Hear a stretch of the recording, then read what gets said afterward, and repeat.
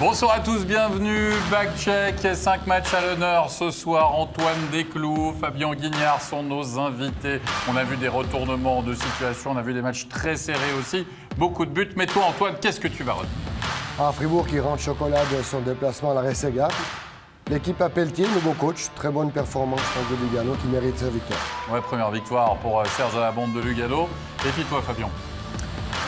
Langnau-Davos, Langnau qui devait aller chercher les points, qui est en lutte avec la barre, mais comme très souvent, même si Davos ne propose pas une très grande prestation, ils s'en sortent. Et puis Lausanne va s'imposer à Bienne au tir au but. Pour Lausanne, ça fait 4 de suite. Et puis pour Bienne, ça fait 7 de suite, mais perdu.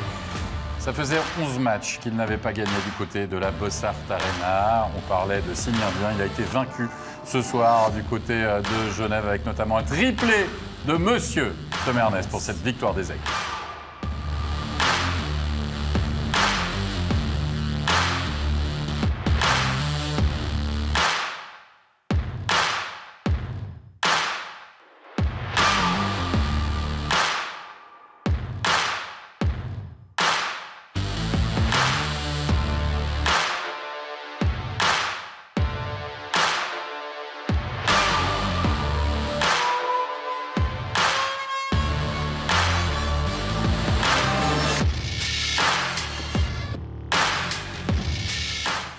Ouais, il a chopé la Lulu, comme on dit, Tom Ernest, sur ce coup-ci. Je sais que tu adores cette expression, Stéphane. Hein. Il a enlevé la toile d'araignée. Il a nettoyé la lucarne. Il a nettoyé la lucarne, Henrik Tom Ernest. On en parlera évidemment tout à l'heure.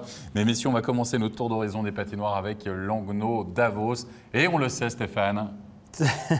C'est jamais facile d'aller gagner à l'île-Fils. Et ils l'ont fait, pourtant, les Davosiens, dans un match qui a été absolument passionnant, surtout vers la fin. Parce qu'au début, on s'est quand même légèrement ennuyé. Mais c'était le retour d'un certain Héro Hello, qui n'a pas été le héros du soir. Elle est facile, celle-là, du côté de Langnau. Mais il avait laissé une bonne impression, hein, quand même, à cette équipe. Oui, l'année passée, il nous avait surpris. Il est revenu aussi très surprenant qu'on soit allé le chercher. Et puis le contrat du côté de la Finlande, il est revenu. Un cadeau du ciel. Ben ouais. On dit qu'il est revenu hors budget. Hors budget. Il paye pour jouer? Pas M budget, hors budget. Oui, c'est pas pareil, attention. Ça ne doit pas être les mêmes tarifs. Ou enfin, en tout cas, le même packaging. Quoi qu'il en soit, on parlait de packaging. Il y a un beau bébé. On ne l'a pas emballé, celui-là, mais on l'a livré sur son propre banc. C'est Young. Et puis Antoine, il va falloir nous livrer. Parce que ça, en fait, c'était un... Qu'est-ce que je vous ai dit? Changement volant. Je me rappelle, c'est juste. C'est vrai? Merci.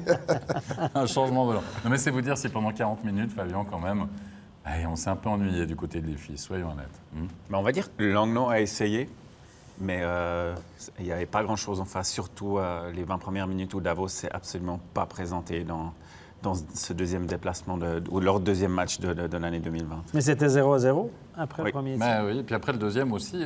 En troisième période, on va bénéficier d'une double supériorité numérique du côté de Davos et on va capitaliser là-dessus grâce à Palouchaï qui m'a marqué assist de Rantakari, préféré à Nygren ce soir.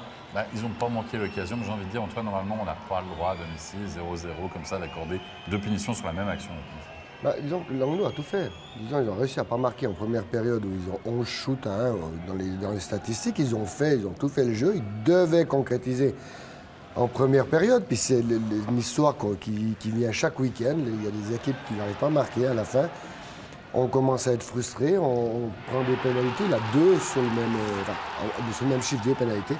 Et ça vaudra d'avoir un stack dans le coup, quoi. mais un de chaque côté. Ouais. Parce qu'on a vu quand même Maxwell, qui est quand même l'homme en forme, qui a joué combien, Stéphane, encore ce soir? Qui a joué plus de 23 minutes 10, quelque chose comme ça. Et il marque un but. Van Potterberg a joué un excellent match pour Davos. Il prend un but. Il est en position parfaite. Et puis le Buck a quand même trouvé un trou passé. Et puis Ted Unby en prolongation. On n'a pas vu beaucoup durant le match, Ted Unby, mais il était là. Corvi tire au but, prend le rebond qui est arrivé directement sur le patin de Leguer. Et Ted Unby n'a plus qu'à la pousser au fond. On est allé à la vidéo pour ça. Il y a eu un coach challenge pour un hors-jeu, mais je pense qu'Ehlers voulait juste embêter les arbitres ou garder les spectateurs un peu plus longtemps dans la patinoire. Donc, il a usé de ce qu'il avait le droit de faire. Oui, il avait le droit. Il a tenté, il a fait comme ça, il a dit on ne sait jamais. Mais pour souligner la performance du gardien de Davos, celle de Langnau aussi. Je trouve qu'il a fait un gros match. Oui. Et avant qu'il encaisse le 5 contre 3, il a fait 2-3 excellents arrêts. coup sur coup et il a gardé son équipe dans le match, mais il a craqué au bout d'un moment. Ouais, victoire de Davos, hein, le deuxième du week-end quand même pour eux, hein, ça fait 5 points.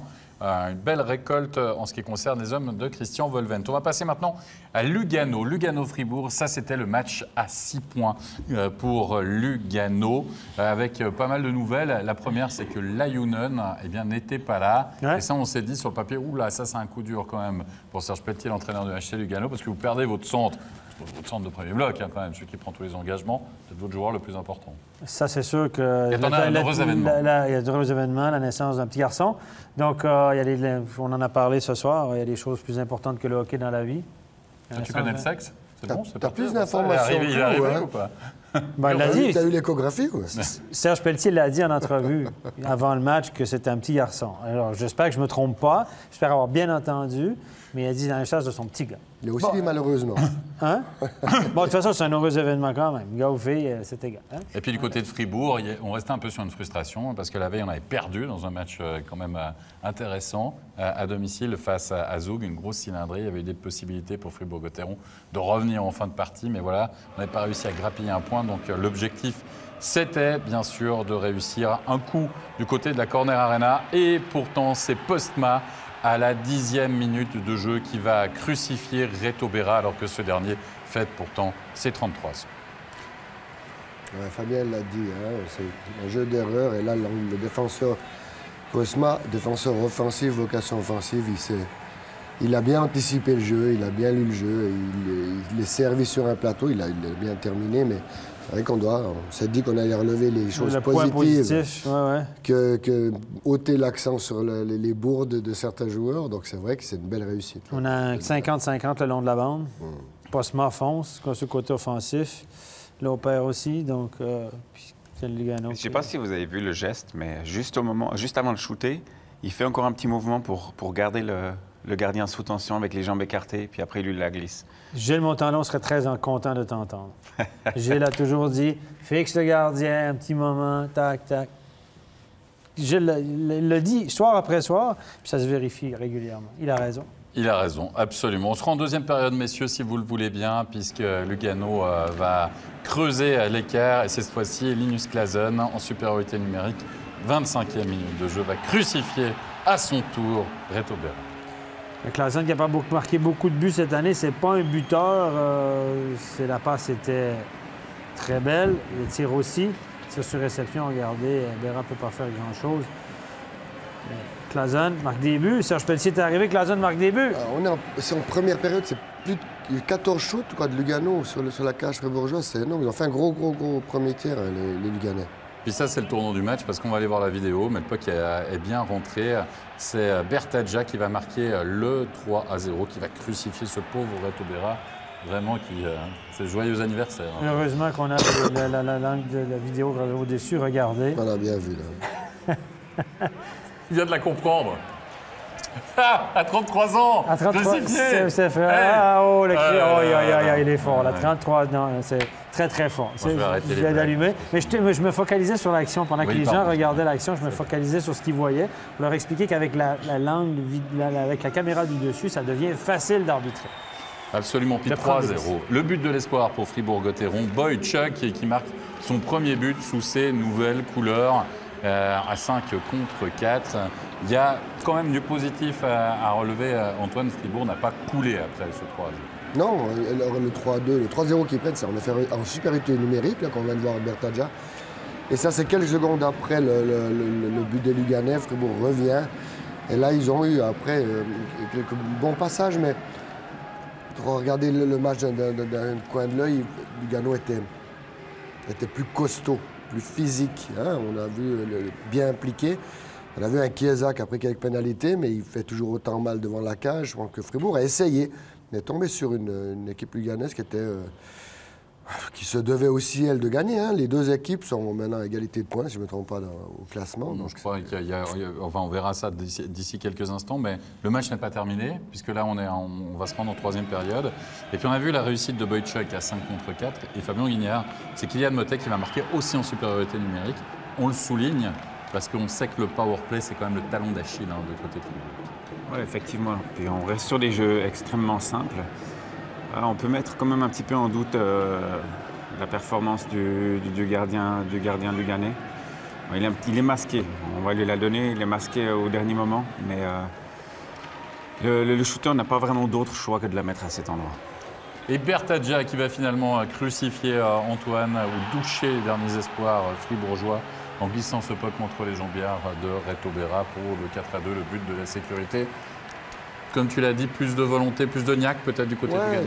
Je sais pas, là, on voit Bertadja qui déborde super bien, il protège son puck, ça pour le côté positif. Gérard Fribourg, on a Gunderson qui a un peu les pieds plats, pourtant c'est un très très bon défenseur, c'est quelqu'un que j'apprécie beaucoup, et au but, là, il a fait une grosse performance aussi, mais sur ce but-là, il semble pas bien, mais faut être honnête, hein, le Lugano mérite en 36 tirs au but, Lugano, leur victoire. 36. Ça n'a pas été un mauvais match de Fribourg.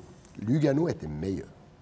Oui, Lugano était meilleur. Kylian Motet, ce soir, juste parenthèse, parce que ça m'a sauté aux yeux. Kylian Motet a joué 25 minutes 45. Wow! C'est un gars qui joue jamais plus de 20 minutes. Ce soir, 25-45. Je ne sais pas si c'est une erreur de chronométrage ou quoi, mais ça me paraît beaucoup. Mais on l'a beaucoup vu aussi. Et Boychuk, le nouveau venu, 6 tirs au but ce soir. 5 engagements gagnés, 12 perdus par contre. Et Fribourg n'avait que 15 tirs au but après les 2 premiers tiers. Ça a fini 36-26. Ouais. Mais Lugano méritait ce match-là, ce qu'on a vu. Oui, on a vu un Lugano qui est de nouveau un peu plus conquérant suite à l'arrivée de Serge. Ouais. Et puis à contrario, on a Fribourg. On a un petit peu l'impression qu'ils retombent un petit peu dans une phase un peu plus compliquée après l'euphorie de l'arrivée de Dubé, où ils ont eu quelques très bons résultats. Ils ont refait des points. Et puis là, ça devient un petit peu plus difficile. On espère vivement que Fribourg arrive de nouveau à réinverser la tendance. En tout cas, une année 2020 qui commence mal pour les Fribourgeois. On va écouter la réaction à l'issue de cette nouvelle défaite, celle d'Andrei Bikov. Andrei Bikov, ce match, il était quand même pas simple contre une équipe qui avait un peu la mentalité d'un mort de faim. Ouais, je pense que c'était la mentalité qu'on aurait dû avoir ce soir aussi. Et puis voilà, c'est frustrant d'avoir ces 2 matchs et puis 0 points dans le compte, quoi. Quelques bêtises qui coûtent cher au décompte final. Ouais, disons que chaque but encaissé, ça provient d'une erreur. Si on pouvait toutes les gommer, ce serait un match parfait. Mais voilà, c'est des choses qui arrivent et puis je pense qu'on a pas mal de difficultés devant maintenant à marquer des goals. Il faut vraiment qu'on vienne aux bases et puis qu'on shoote plus sur le goal. Le match pour le Lugano, c'était le premier. Pour vous, vous aviez joué hier soir. Ça peut être une excuse, une explication? Disons que là maintenant, on n'a pas vraiment d'excuses à chercher. Le plus important, c'est de tout donner sur la glace pour aller chercher des points. Merci bien. Et oui, il faudra qu'il y ait une réaction dimanche de la part de Fribourg-Gotteron. On va passer à Bienne-Lausanne maintenant. La grande question, c'était de savoir si Bienne allait pouvoir enfin emporter une victoire, qui restait sur une sacrée série de défaites, toutes compétitions confondues. Ça a été un match maîtrisé dans la première période par Bienne, qui va rentrer au vestiaire après les 20 premières minutes de jeu sur le score de 2-0, en capitalisant notamment en supériorité numérique. Et puis ça a été à la soirée Fabien Vignard, d'un certain Mike Hunsley, qui va être l'auteur d'un triplé. Ouais, écoute, comme on l'a dit aussi tout à l'heure, il n'y a pas besoin de faire grand-chose, mais être au bon endroit, et souvent le bon endroit ou un quai sur glace, c'est devant le but. Ouais. On a une scène aussi à vous montrer après cette réussite de Mike Hunsley. C'est Corey Emerton qui va se retrouver. Regardez, pam, c'est le tir de Pessonen. Emerton s'écroule, Pessonen va tout de suite aux nouvelles. Et ce puck, où est-il? C'est un magicien, Emerton, vous allez voir. C'est fait. Oh, le puck, on ne le voit plus. Oui, il est dans son maillot. Regardez bien. Ça, c'est Éric Antoine. Hein? C'est un tour de Éric Antoine, ça. Antoine, on en a... Hey! On en a Antoine sur le plateau. Il avait envie de garder le premier puck, c'est la première fois qu'il fait un block shot. De l'année. Mais ça, non, mais honnêtement, j'ai jamais vu ça. Hein. On a jamais vu. Souvent dans la cuissette, par-dessous, mais pas dans l'épaule. Et celui-là, il est pas mal aussi. Regardez, on veut le refaire. Paf, c'est un tir raté, là. Il y a le puck qui revient. Alors on voit le poteau, et finalement Fuchs qui ne voit plus. Pas mal. Ouais.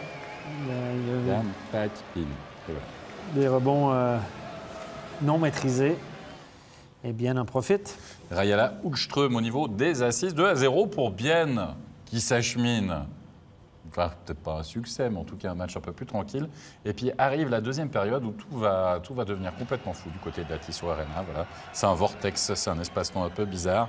Avec tout d'abord cette réussite qui va être ensuite annulée. On va aller voir la vidéo, Stéphane, et on veut avoir ton avis. Je le découvre avec vous, on va voir ça. Il y a eu un contact avec le gardien. Hop, une pénalité annoncée. Attention, une pénalité. Tac, tac, Ici, tac. pour avoir fait trébucher le gardien? Probablement. Donc, Norton. s'il y a une pénalité, il n'y a pas besoin d'aller voir la vidéo. Si il y a une pénalité, il a dit non. Le bras est en l'air, trébuché. Ah ouais, Norton est dans le demi-cercle du gardien. Il l'empêche de faire son déplacement. Accidentel, pas accidentel. Si c'est accidentel, vous refusez le but, vous ne donnez pas de pénalité. Mais là, il donne une pénalité. Il n'y a même pas besoin d'aller voir la vidéo. Est-ce qu'ils sont allés voir la vidéo? Non, ils ne l'ont pas fait. Non, parce qu'il ne faut pas aller voir la vidéo. S'il y a une pénalité avant le but, c'est fini, terminé, l'arrêt de jeu. Et Lausanne, elle contrôle la rondelle. Pas de but. Facile. D'accord. Donc il y a une pénalité sur... Ben, moi, je pense que oui. Il est dans le demi-cercle. Puis bon, est-ce que Pope en rajoute un peu, etc. Moi, je pense que je donne la pénalité. Ce que j'ai vu... On est d'accord, monsieur? Les gars, Bras facile. hein? Facile? Facile. Non, Fabien, non? il y a pénalité. Non, moi, je suis pas il y a d'accord. pénalité. Mais oui, je suis d'accord parce que c'est le règlement, mais je ne suis pas d'accord sur le principe parce que enfin, c'est un souffle qui lui met sur la lame, quoi. Après, autrement, chaque fois qu'il y a un pseudo-contact, on se laisse tomber et on part comme on part à jouer au foot. Oui, non, mais là, il est dedans. Là, il est vraiment dans le truc. J'accepte plus la dessus, critique, là. Antoine. Accidentel, c'est ouais. pas facile l'arbitrage. Je Non, vous le dis mais depuis bien. des années. Je le dis, les gars, c'est pas facile. Zone grise, hein, c'est fait exprès, pas exprès. De toute façon, il y a un contact dans le Non, toi, demi-cercle. tu as trouvé juste le mot pour t'en sortir à chaque fois. C'est différent. Non, avant, il La zone avait- grise. Avant, il avait son bouc, maintenant, la zone grise. Oui, mais il y a le règlement, puis il y a l'interprétation de la règle, puis dans l'application, c'est exactement ça. C'est jamais tout noir, c'est rarement tout noir ou tout blanc. Rarement. Parfois, il y a un peu de gris. C'est ça, la magie de la vie. C'est incroyable. Allez, Lausanne qui va réduire le score, le 2-1, tout de même par Frick. On va le voir, 26e minute de jeu. C'est à ce moment-là que le match va devenir un petit peu fou. C'est un puck qui est dévié par Frick, qui est dévié ensuite par Sataric, me semble-t-il. Enfin bref, c'est un petit peu une partie de billard ou de ping-pong. Et c'est la réduction du score pour Lausanne. Sataric qui le touche. Pas qui a dévié devant la cage. On ne sait pas qui trouve. On l'a donné à Almond. Non, on l'a donné à Frick. On l'a donné à Frick. Donc Frick l'a touché dans cette rondelle au passage. Mais bon, il ne faut pas se fier à ça parce que c'est souvent corrigé. Hein? Joris qui va marquer, qui va égaliser à 2 partout. Assist de Berchi, 28e. Berchi qui est dans une bonne forme. Hein. C'est déjà de fin de l'année passée, là, il met beaucoup d'énergie. Là, il a donné un peu de souffle ces derniers temps à Lausanne. Et là, il déborde. On le voit beaucoup sur le jeu lausannois. Et puis il est prolifique, hein, Berchi, du côté de Lausanne. Bien qui va reprendre l'avantage une nouvelle fois par inévitable Künzle, assist de Brunner et de Kunti. Künzle qui est dans la zone payante encore une fois. Un puck devant le but. Kunti, belle passe ici. En se retournant, c'est Brunner. Et Künzle a touché à cette rondelle. C'est pas 3 buts qui vont passer aux highlights pendant plusieurs semaines, mais c'est 3 buts quand même. C'est pas comment, c'est combien, comme tu dis. Par contre, c'est quand même 3 buts qui sont un peu facilement donnés de Boltzhauser. Oui, Boltzhauser, pas très bien parlé. Berchi qui peut là aussi profiter de l'espace laissé par Alien Pope qui défendait la cage de Bienne ce soir. Regardez au-dessus de l'épaule. Ce qu'il faut mériter de voir, c'est la passe. Hein, La passe de Jeffrey, on lui a pas Jeffrey de... qui décale juste. Il voit son compère, il le décale, c'est juste parfait. Ouais. Et Künzle qui va donc réussir son hat-trick, le 4-3, 6 de Hultström à 5 contre 4. Et là, c'en est trop pour Boltzhauser qui défendait la cage. Il a laissé sa place à Tobias Stéphane. 4-3. Souvent, on voit un gardien qui sort à 3-0, 4-0, je sais pas quoi. À 4-3. Sentez votre gardien, vous, messieurs? Je pense que là, c'est le moins mauvais de tous, pour moi, de but. Une déviation qui est faite juste entre les jambes, qui est pratiquement identique, hein, qui vient du même joueur, qui lui passe de nouveau entre les jambes. Et puis, si on regarde un petit peu les statistiques, sur les 11 matchs qu'a joué Boltzhauser, il en a gagné 2. Et s'il avait absolument décidé de vouloir gagner ce match-là, il s'est dit peut-être après 4 fois, qui n'étaient pas forcément des très bons buts, il s'est dit que c'était le moment de le changer. C'est peut-être la règle, on ne sait pas, Lausanne. 4e but, c'est fatidique. Non, mais il a dit, Fabien, hein, c'est Nodari qui est mauvais sur le dernier but d'encaisser par Balthauser, c'est lui qui sort après, mais c'est vrai que c'est pas une assurance tout risque. Comme Lausanne a été chercher un gros gardien, il faut le mettre, il faut le faire jouer. Je crois qu'il veut aussi la glace. Hein. À part ça, ils auraient peut-être pu attendre la fin de la deuxième période pour le faire entrer, non? Est-ce qu'il a une petite blessure? Je ne sais rien. On n'a pas trop On l'historique, mais je pense qu'il a envoyé un message, puis c'est un message qui a été payé en ultime. Oui, parce qu'il ne va pas encaisser de but, Tobias Stéphane, en troisième période. Au contraire, c'est Lausanne qui va égaliser à 4-4 grâce à Lindbaum, assist de Vermin. Est-ce que Geoffrey touche le puck? Geoffrey touche le puck, à mon avis. Donc Lindbaum qui se porte à l'attaque. Un petit peu plus souvent à l'attaque. Regardez, il va suivre l'action jusqu'à Geoffrey touche la rondelle du pied. Bien malgré lui, le puck qui arrive sur la canne de Lindbaum, qui va du revers. Hein? Et Pope, c'est 4 buts encaissés en 16 shoots à ce moment-là. Et il marque, hein, c'est toujours Lindbaum. Oui. Et ça va se terminer au tir au but. Rien ne sera marqué en prolongation.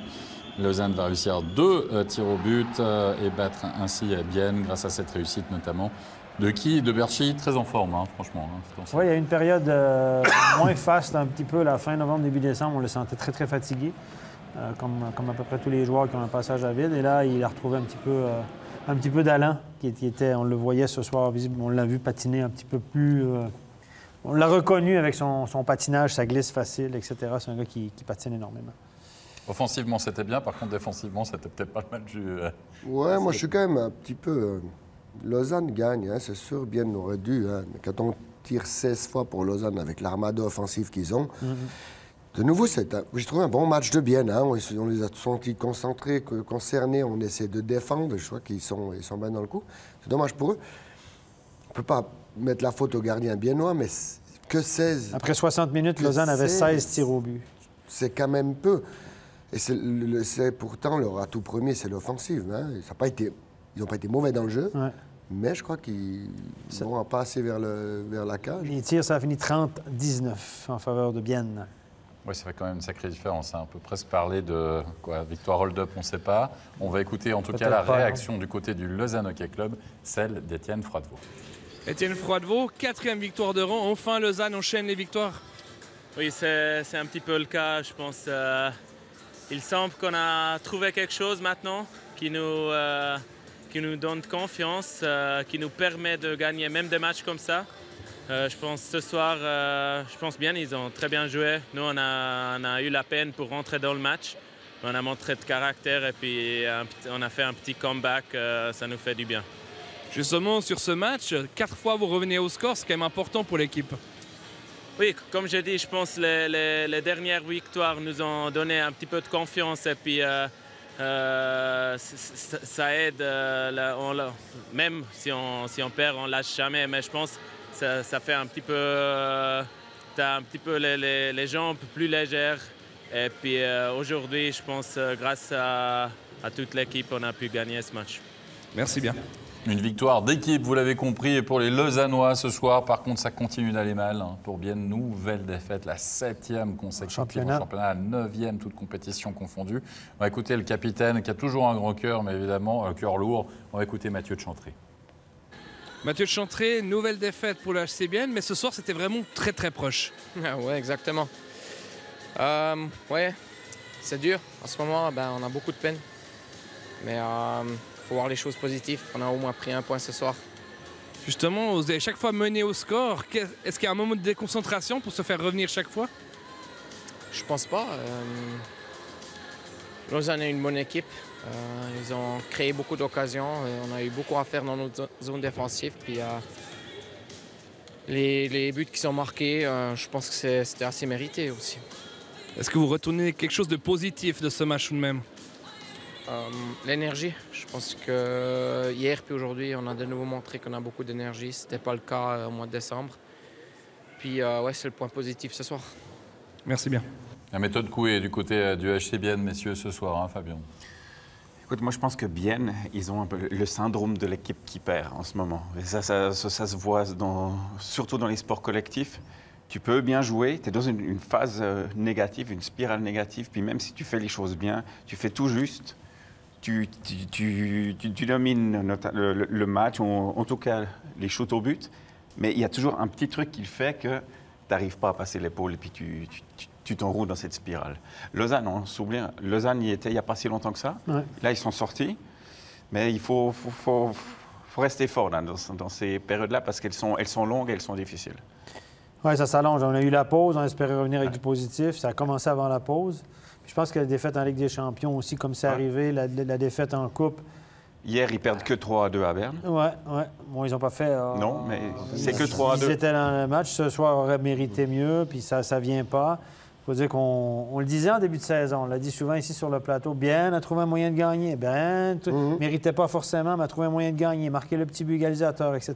Puis là, oups, c'est une balance qui... C'est la loi de la moyenne. Tout le monde disait qu'ils étaient trop, mais la fameuse... Non, mais c'est vrai, ça finit sur une saison par s'équilibrer. Et puis les choses, parfois, quand tu es un peu chanceux, ben, le lendemain, tu es un peu moins... Ce soir, il aurait mérité mieux. Oui. Comme en début de saison, ils ont gagné des matchs qu'ils ne méritaient pas forcément. Il va falloir réagir dans le 4e tour. Parce que là, c'est la fin du 3e tour. Et puis là, c'est 11 matchs, 10 points. Ils se rapprochent de la base. Ils se rapprochent de la barre. Là, ils sont dans la lutte. Mais on peut ils sont dans le ventre mou, proche de la 8e place. Hein, je pense que ça fait depuis que le capitaine est à l'interview. C'est la première fois qu'il est autant... dépité. Oui, vraiment.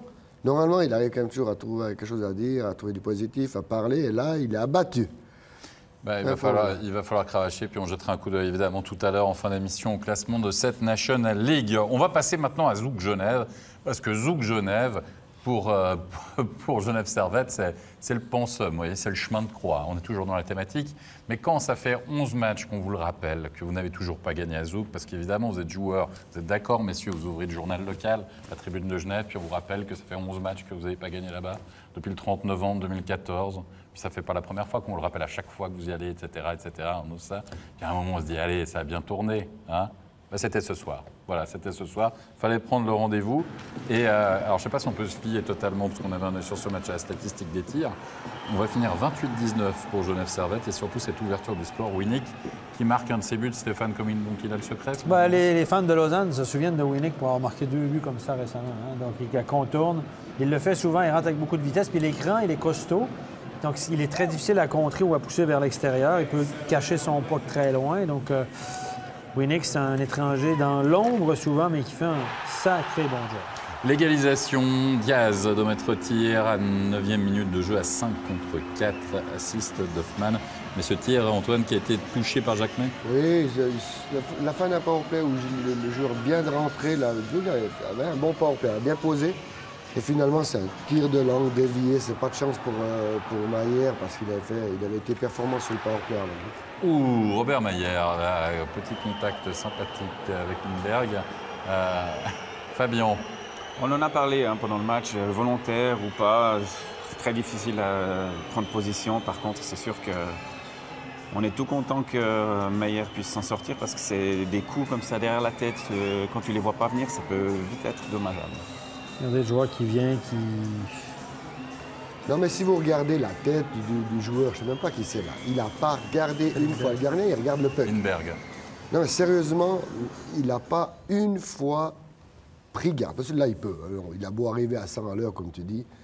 Il regarde son puck, machin, il laisse traîner la jambe. Je pense qu'un peu de décence, là, sur cette action, il aurait pu. Donc, il aurait dû s'excuser.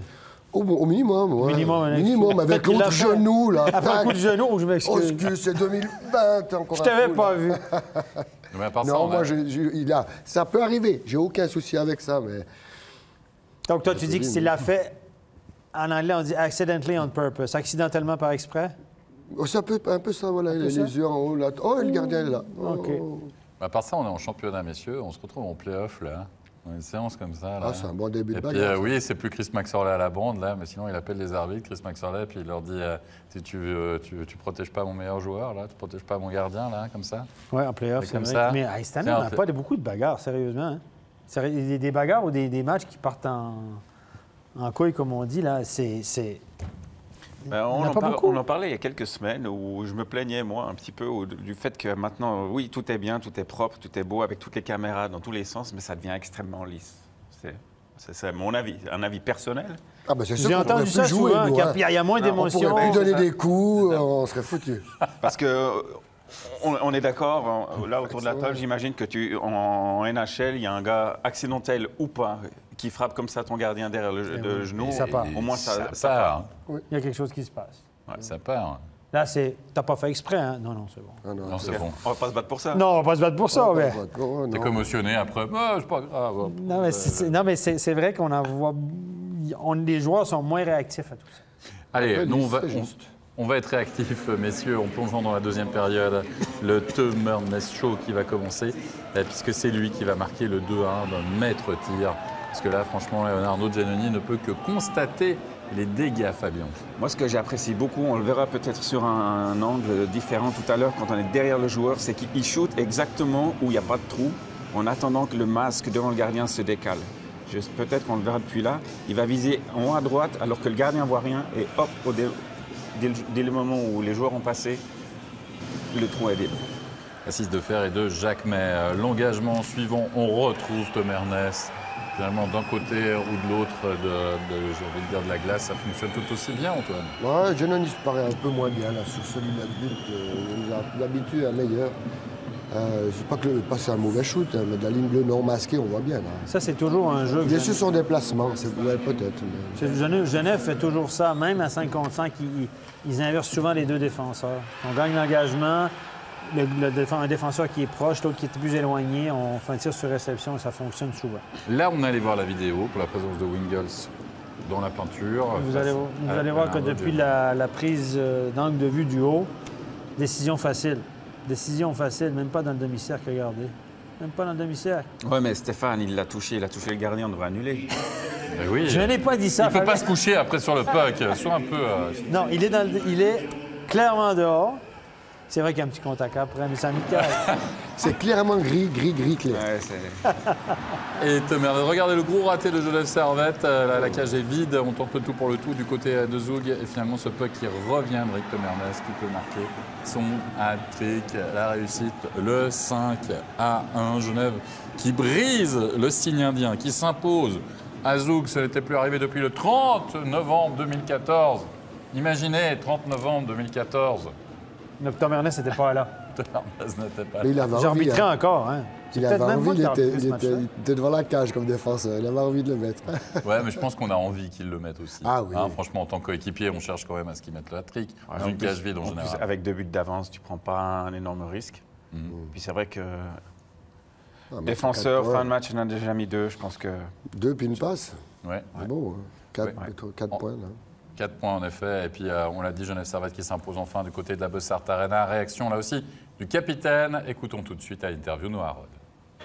Avec le numéro 96 et capitaine de Genève Servette, Noah Rod, 2020 commence de manière parfaite pour vous. Ouais, je pense que c'était important pour nous de casser cette malédiction de Zug.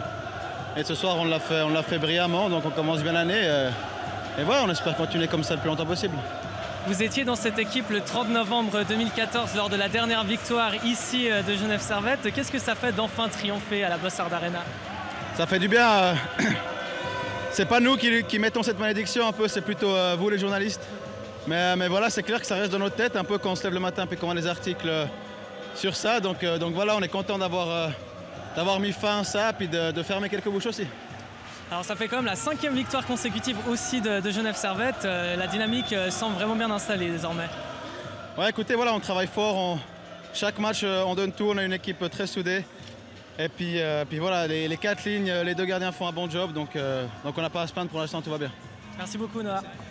Et oui, ça va acheter le journal demain à Genève, je vous explique même pas. Tous les joueurs, paf, tac. Mais c'est un fait, c'est pas un jugement, c'est pas quelqu'un qui a dit qu'il était mauvais ou bon, c'est un fait, ils n'avaient pas gagné depuis 2014. Et en plus, ils sont premiers au classement, Zug, aujourd'hui, à relever. Parce que dans toutes ces années-là, Zug n'était pas forcément dominateur du championnat. Non. Et ils l'ont fait, et en plus, contre le premier du championnat. Mais Genève continue, c'est vraiment... Franchement, Genève, là, je tire un chapeau. On est fan, hein? Desclous a tiré son chapeau sur la glace ce soir. Paraît-il que... Lequel? Celui qui est dans ta famille, là.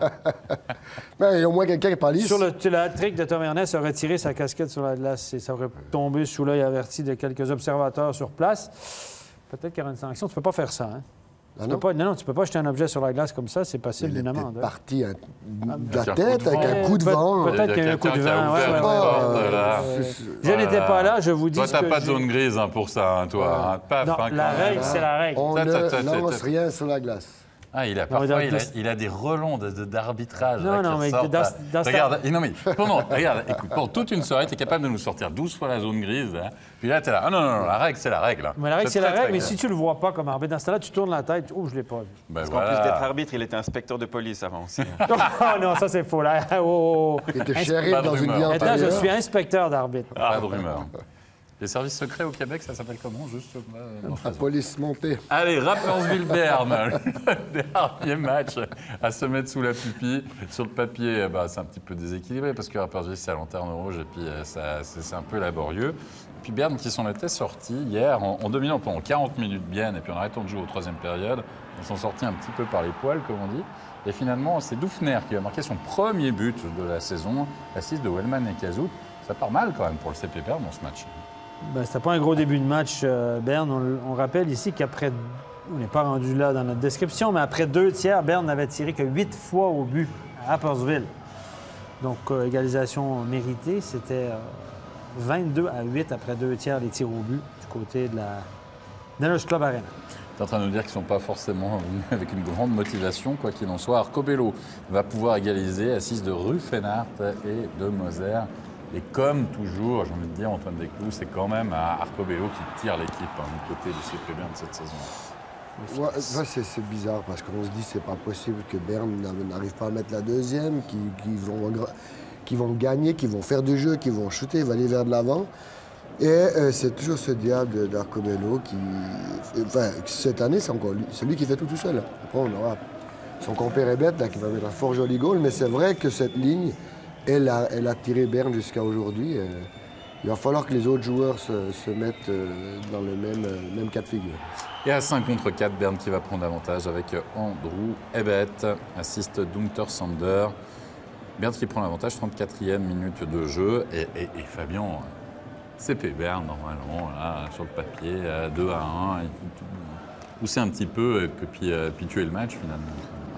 Oui, je donne raison, sauf que du CP Berne ces dernières années, sauf que le CP Berne de cette année est en difficulté, même si dernièrement il revient gentiment, il gratte. Ça allait mieux, puis fin d'année passée c'était un peu moins bien, 2 défaites, puis là début 2020 c'est un peu poussif. Oui, c'est vrai, mais il reste, sauf erreur, ils sont encore au-dessus de la barre. Oui. Et puis, c'est vrai qu'avec des joueurs de la trempe d'Arcobello, d'Ebet, de Ruffenhardt qui fait de la place aussi beaucoup à ce genre de joueurs-là, ils arrivent à s'en sortir et à limiter les dégâts. Depuis qu'on a Caronen, ça a changé beaucoup de choses. Hein, mais tu sais ce qui change, Stéphane, c'est qu'ils encaissent moins de goals. Ils sont toujours dans le match, ils encaissent que... Non mais d'accord, c'est facile. Avec un bon gardien, ça va mieux. Ouais, je suis d'accord, mais quand tu t'appelles le CP Berne, tu as une armada offensive, tu ne dois pas te limiter à 2 buts par match ou 3 buts par match. On est d'accord. Il n'y a pas que ça. Au début de saison, avec Schlegel, il prenait... Tu te rappelles la moyenne de goals encaissés? On était presque à 4, entre 3,5 et 4, à peu près. Maintenant, on a réduit la voilure, offensivement parlant. Ce qui était étonnant, c'est qu'ils jouaient moins regroupés cette année avec Schlegel au goal que l'année passée avec Giannoni. L'année passée, c'était du somnifère, Berne. La première partie de la saison, ils n'ont rien fait. Berne, c'était juste parfait pour dormir l'année passée. Oui. Et non, c'est vrai. Et là, Berne sont ouverts un peu en début de saison vers l'avant. Ils n'ont pas réussi à marquer et puis ils encaissaient plus. Donc, c'était un peu des choix étonnants de l'entraîneur. Puis c'est vrai que ça a de la peine, la mayonnaise a de la peine à prendre du côté de Berne. Moi, j'ai toujours, comme baromètre un peu à Berne, c'est Chervet. C'est pas parce qu'il est fribourgeois, mais c'est quand même, il est toujours à fond normalement. Puis là, cette année, on ne sait pas. 9 buts. Un peu dans le scie, on le voit, on le voit pas, on le voit, on le voit pas. Une dizaine de buts, je pense. 10 buts, 2 assists. C'est étonnant. Là, c'est le pire différentiel du CP Berne, en plus en termes de plus et de moins. Je ne sais pas que le match d'hier soir, mais en tout cas, avant le match d'hier soir, c'était moins 11 ou moins 12. Évidemment, on ne parle plus des plus et des moins, c'est ringard, mais quand même. Messieurs, on va passer, tiens, on va distribuer les plus, on va continuer parce qu'on va passer aux 3 étoiles de la soirée.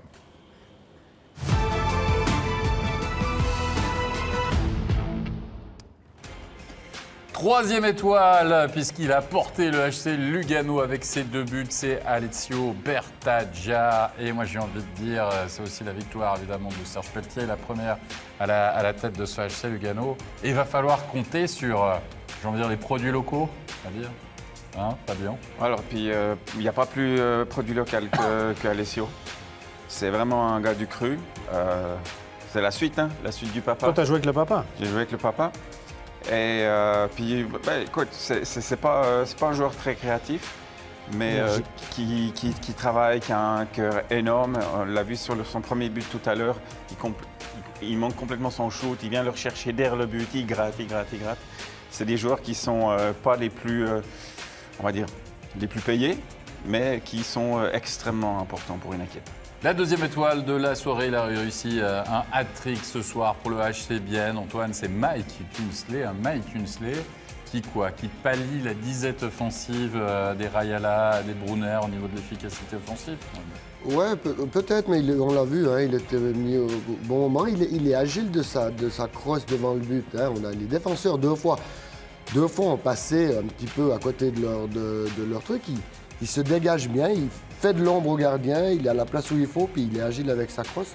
Les défenseurs doivent plus se contrôler. Et puis, mais si on prend son deuxième but, c'est quand même Brunner qui fait une feinte en voulant shooter dur vert, on ne sait pas trop. Mais il est là pour les mettre au fond. Ça me rappelle un peu un Chad Silver qu'on avait à Fribourg, où c'est qu'il était. Alors, il patinait pas bien, vraiment pas bien. Mais place de prédilection, ça marchait. Il y en a un qui patine bien, il y en a un qui est excellent défensivement, superbe offensivement aussi. En général, il passe 45 minutes par match sur la glace. 24 ce soir seulement. Oh, seulement? Petite soirée. Petite soirée. On va parler d'Henrik Temernes. 4 points ce soir en hat-trick, Stéphane. Tout est dit. Écoutez, il est vraiment très bon, ce Temernes. C'est un gars que tu peux mettre à toutes les sauces. Un sens du jeu remarquable, un bon tir. En plus, c'est un beau bonhomme. Donc, paraît bien quand même. Un beau grand... Non? Je sais pas. Non. Moi, je l'ai vu en dehors. Il fait classe. Moi, je l'ai vu en dehors de la glace. Il est beau sûr et en dehors de la glace. Oui, il est bon dans le vestiaire aussi. Non, sérieusement. Un étranger top niveau dans notre championnat. Bravo à lui. On va passer aux résultats de cette soirée de National League, les récapitulés, avec 3 matchs qui ont été au-delà des 60 minutes de jeu. La victoire de Lausanne au tir au but, celle des Lakers, c'est celle de Davos après prolongation, puis le succès de Genève Servette à Zug et celui de Lugano face à Fribourg-Cotteron. Le classement. Des petits jingles pour meubler. Avec, regardez-moi ça, 4 équipes en 2 points entre Zug, Genève, Davos et les ZSC Lions et Paris sont ouverts. Lausanne, finalement, avec sa victoire qui regarde vers le haut plutôt que vers le bas. Par contre, pour Bienne, là aussi, ça se resserre 48, 47, 45 avec un match de plus. Ambri-Piotta, 41 points. Fribourg et Lugano. Lugano, en effet, qui fait une bonne opération et qui a le même nombre de points que Fribourg-Gotteron. Et puis Rapperswil. Ça va être compliqué quand même pour les Lakers puisqu'il ne reste plus que 17 matchs à disputer. Maintenant, on joue aussi en Swiss League. 3 matchs au programme de la Swiss League. Ajoie qui a perdu après prolongation face à Holton sur sa glace. La victoire de la Chaux-de-Fonds 6-3 contre Turgovie. Et le succès attendu de Viège sur Winterthur 6-1 au classement. Cloton déjà qualifié pour les playoffs. Ajoie aussi en vert. Holton, Turgovie, Viège, Langenthal. Et puis Chaux-de-Fonds qui se donne véritablement de l'air désormais par rapport à la barre. Il y a toujours 8 points entre les Getseke Lions et Sierre. On arrive à la fin, messieurs, de cette émission. Merci Antoine Desclous, merci Fabien Guignard. Le prochain rendez-vous, il y a un match de National League demain, mais il y a surtout un studio. Ça sera dimanche, 15h25 à suivre. Et un petit match, Zurich face à Zug. Match au sommet, vous l'avez compris, à suivre, bien sûr. Rendez-vous 15h25 pour notre studio. Merci à toutes et à tous. Et rendez-vous dimanche. Bye bye, bonne soirée.